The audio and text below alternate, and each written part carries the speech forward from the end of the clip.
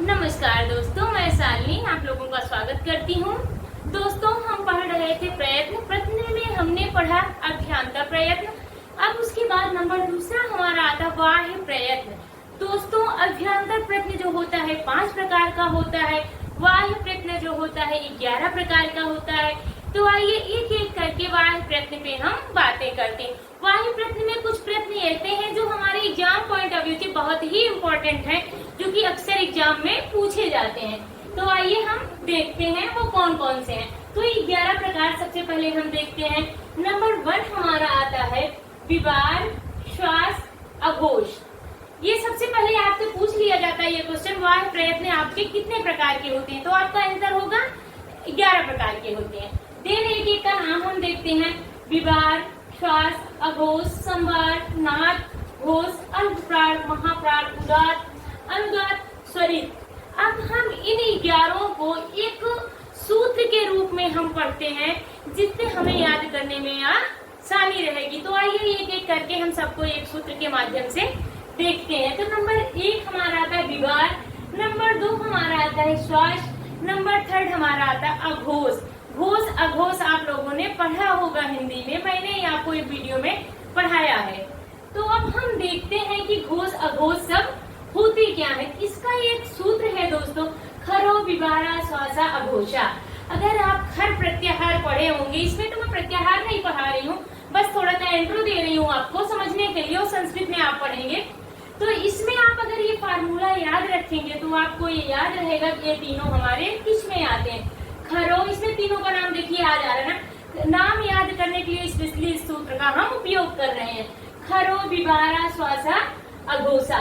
तो खरो का मतलब होता है प्रत्याहार के हमेशा पहला और दूसरा वर्ड जो होता है खर प्रत्याहार के अंतर्गत आता है। तो हिंदी में पढ़ रहे हैं इसलिए हम कहेंगे इसमें वर्डों का पहला वर्ड और वर्णमाला का पहला और दूसरा वर्ड खर के अंतर्गत आता है। तो विवारा, श्वासा, अघोषा तीनों में एक ही फार्मूला लगेगा। तो ये तीनों आपके कंप्लीट हो जाते हैं। देन आते हैं हम चौथे पे, संवार, नाद और घोष। यहाँ मैंने अघोष पढ़ा पहला और दूसरा, ठीक है। घोष अघोष अक्सर एग्जाम में पूछा जाता, बहुत इंपॉर्टेंट है। इसमें घोष अघोष, इसमें अल्पप्राण और महाप्राण, ये 4 चीजें ज्यादा इंपॉर्टेंट है। तो अब हम देखते हैं संवाद, नाद और घोष। अब इसका क्या सूत्र है वो देखते हैं। हर्षा, शवारा, नादा, घोषा। तो हर्षा है एक आपका प्रत्याहार होता है, ठीक है। अभी मैं इसको थोड़ा सा बताती हूँ। संवार, संवार, नाद और घोषत्व। ये जो आपका संवार है दोस्तों, संवार, नाद और घोषत्व, इसका मतलब ये 3 आपके एक साथ आ जाएंगे। हर्ष प्रत्याहार के अंतर्गत संवारा, नादा और घोषा याद आ जाएंगे। अगर ये तीनों आप ये सूत्र को याद रखेंगे, इन तीनों को आप एक जगह रख देंगे, इससे आपको याद करने में बहुत आसानी हो जाएगी, वरना 11 सूत्र याद करने में आपको टाइम लगेगा। तो हंसा, संवारा, नादा और घोषत्व, ये तीनों आपके इसमें आ जाएगी। इसके अंतर्गत क्या आता है, वर्णमाला के वर्ड का तीसरा, चौथा और 5वां वर्ड आता है। तीसरा, चौथा और 5वां वर्ड हमारा घोष, नाद और संवाद के अंतर्गत आता है। इस चीज को आप जरूर याद रखिएगा। खरो विवारा श्वासा घोषा, हंस, संवार, नाद, घोषत्व। अब हम बात करते हैं अल्पप्राण की। तो आपने अल्पप्राण और महाप्राण बहुत अच्छे से पढ़ा होगा। अल्प का मतलब होता है दोस्तों कम या छोटा।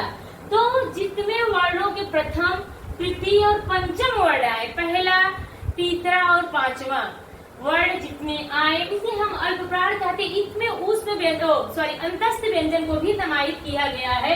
11 अलावा जो आपके अंतस्थ व्यंजन के अंतर्गत आते हैं वो आपके अल्पप्राण में समाहित है। देन आपका आता है महाप्राण। महाप्राण वर्ण का दूसरा और चतुर्थ अक्षर, वर्णमाला के वर्ण का दूसरा और चौथा वर्ण और ऊष्म व्यंजन शाखा, साहा, ये आपके किसके अंतर्गत आते हैं, महाप्राण के अंतर्गत आते हैं। अब ये दोनों आपको क्लियर हो गए, अल्पप्राण और महाप्राण। दिन आता है नंबर 9 पे उदात्त। तो हम देखते हैं दोस्तों कि उदात्त क्या होता। उच्चर्य उदात्ता चिन्ह, उच्चर्य उदात्ता मतलब कंठ या तालु के उच्च ऊर्ध्व भाग के जिन वर्णों का उच्चारण किया जाता है हम उन्हें उदात्त कहते हैं।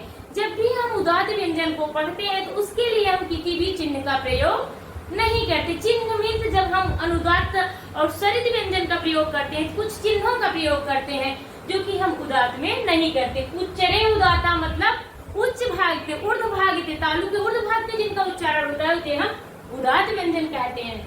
फिर हमारा आता है अनुदात। अनुदात का मतलब होता है निचरे अनुदाता, मतलब तालु के नीचे वाले भाग पे जिसका उच्चारण किया जाता है उसे हम अनुदात कहते हैं। अनुदात के लिए बच्चों एक चिन्ह का प्रयोग होता है, वो चिन्ह हमारा होता है एक पड़ी लाइन।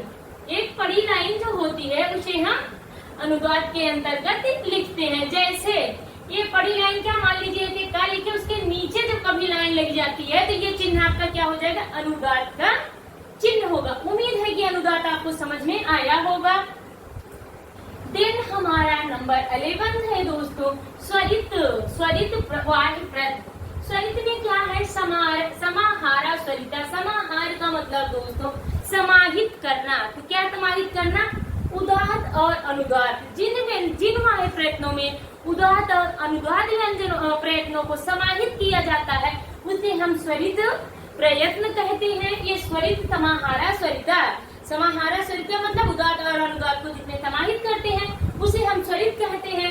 इन स्वरित के लिए, इसके लिए वर्ड के ऊपर सीधी रेखा, इसका सिंबल क्या है, जब हम वर्ड को लिखते हैं उसके ऊपर एक सीधी रेखा, जिसको जब हम मात्रा लगाते हैं लघु के नाम से भी जानते हैं। जब का के ऊपर एक खड़ी लाइन खींच देती है उसे हम स्वरित का चिन्ह कहते हैं। उम्मीद है कि ये चारों आपको समझ में अच्छे से आया होगा। विभारा, श्वासा, अघोषा, ये तीनों आपके एक साथ करो। विभारा, श्वासा, अघोषा पहला और दूसरा हो जाएगा। संवार, नाद, घोषा, हंसा, संवार, नाद, घोषा, ये आपका तीसरा, चौथा और पांचवा वर्ड हो जाएगा। अल्पप्राण में प्रथम, तृतीय और पंचम वर्ड आ जाएंगे और उसमें व्यंजन आ जाएगा। महाप्राण में बच्चों द्वितीय, चतुर्थ और उसमें व्यंजन आ जाएगा। फिर उदात आएगा, उच्च उदाता, उच्च भाग जो उच्चारण किया जाता है, सॉरी, उसको हम उदात व्यंजन कहते हैं। देन अनुदात, नीचे तालु के नीचे भाग के जो उच्चारित किए जाते हैं उन्हें हम अनुदात कहते हैं। इसमें वर्ड के नीचे बड़ी लाइन होती है। देन स्वरित, समाहारा स्वरिता, जिसमें उदात अनुदात दोनों को समाहित किया जाता है उसे हम स्वरित कहते हैं। इसमें वर्णों के नीचे एक सीधी लाइन होगी। उम्मीद है कि दोस्तों ये समझ में आया होगा। धन्यवाद।